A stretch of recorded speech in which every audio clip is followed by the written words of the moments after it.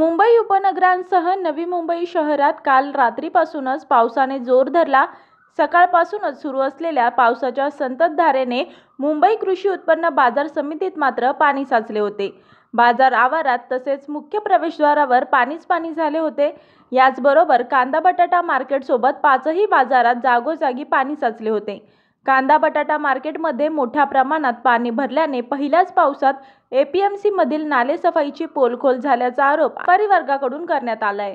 APMC मधील बाजार समिती ही मुख्य रस्त्यालगत आहे। मुख्य रस्त्यावरील नाले गटारे ही उंच भागात आहेत, तर बाजार परिसर सखल भागात आहे। बाजाराच्या मुख्य प्रवेशद्वारात आणि परिसरात पाणी साचले होते।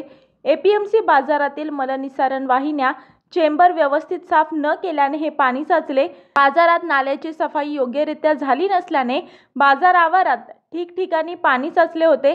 ठेकेदाराकडून दाखवण्यासाठी नालेसफाई केली जाते, चेंबर ते चेंबर साफ होत नाहीत असे मत व्यापाऱ्यांनी व्यक्त केले।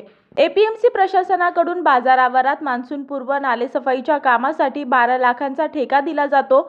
त्याचबरोबर 4 महिने नाल्याची देखभालीचा समावेश आहे। मात्र ठेकेदारामार्फत एपीएमसी बाजार आवारातील मान्सूनपूर्व नालेसफाई योग्यरित्या होत नसल्याने बाजारात पहिल्याच पावसात पाणी साचल्याने नालेसफाईच्या कामाची पोलखोल झाल्याचा आरोप व्यापारी वर्गाकडून करण्यात आलाय। मी वर्षा काटेकर, योद्धा न्यूज, नवी मुंबई।